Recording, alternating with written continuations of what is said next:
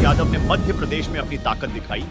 कांग्रेस की फूल गई सांसें हार के बाद अब यूपी की चिंता सताने लगी। एक झटके में टूट गया कमलनाथ का घमंड। अखिलेश वखिलेश वाले बयान ने कांग्रेस की मटिया की पलीत। अब अमेठी रायबरेली की बारी। हार ने कांग्रेस को बुरी तरह तोड़ दिया। अखिलेश यादव से पंगा कमलनाथ को पड़ा भारी। मध्य प्रदेश में विधानसभा चुनाव ऐलान से पहले ही अखिलेश यादव इस बात पर जोर दे रहे थे कि अगर विपक्षी गठबंधन के तौर पर सभी एक साथ आए तो एक साथ मिलकर सभी को चुनाव लड़ना चाहिए।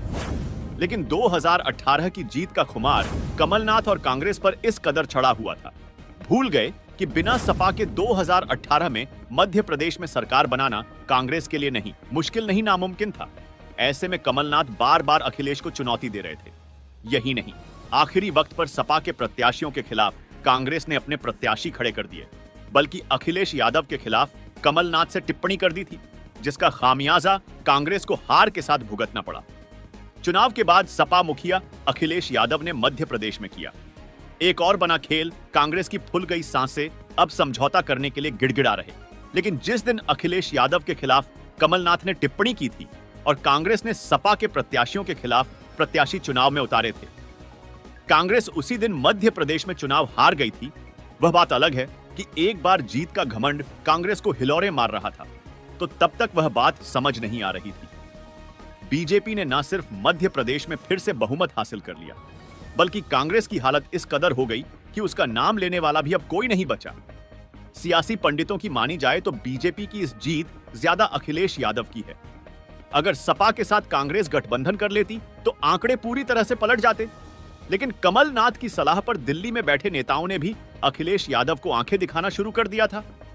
उसी वक्त अखिलेश यादव ने ठान ली थी, एक बार कांग्रेस को उसकी हैसियत दिखाना जरूरी है, जो राहुल गांधी की भारत जोड़ो यात्रा के बाद हिमाचल प्रदेश और कर्नाटक में सत्ता में आने के बाद उछल रही है। इसलिए अखिलेश यादव ने अपनी जिद पकड़े रखी।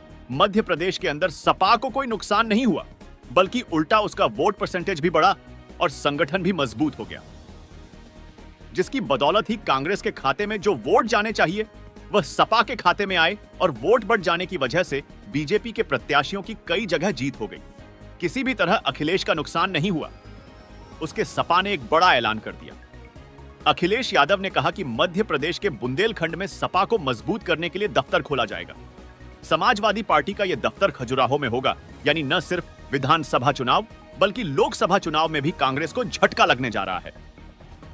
वहीं कांग्रेस की इस गद्दारी पर पहले सपा ने ऐलान कर दिया था। इस बार लोकसभा चुनाव में वह अमेठी और रायबरेली सीट से भी पार्टी के प्रत्याशी मैदान में उतरेगी, जिसे गांधी परिवार के सियासी भविष्य पर ग्रहण लगा दिया है। इन दो ऐलानों पर और मध्य प्रदेश में कांग्रेस की हार के बाद कांग्रेस पार्टी बौखला गई है। फौरन ही विपक्षी मोर्चे में शामिल सभी पार्टियों से सलाह करके 6 दिसंबर को विपक्षी मोर्चे की बैठक बुलाई गई है, जिसमें खास तौर पर अखिलेश यादव को बुलाने की मांग रखी गई है। माना जा रहा है इस बैठक के दौरान राहुल गांधी खास तौर पर अखिलेश यादव से मुलाकात करेंगे और बात करेंगे, और विपक्षी मोर्चे गठबंधन के तहत सपा की शर्तों पर काम करने की बात हो सकती है। वहीं विपक्षी मोर्चा भी कांग्रेस की हरकतों से खुश नहीं है, यानी माना जा रहा है आने वाले वक्त में विपक्षी मोर्चे से कांग्रेस को बाहर किया जा सकता है, या फिर सभी दल अपनी शर्तों के साथ कांग्रेस के साथ मिलकर चुनाव लड़ने का ऐलान करेगी। यानी अखिलेश के एक दांव ने कांग्रेस को उसकी हैसियत बता दी। तो यह खबर कैसी लगी आपको? राय कमेंट में जरूर दीजिए। ब्यूरो रिपोर्ट राजखोल खबरें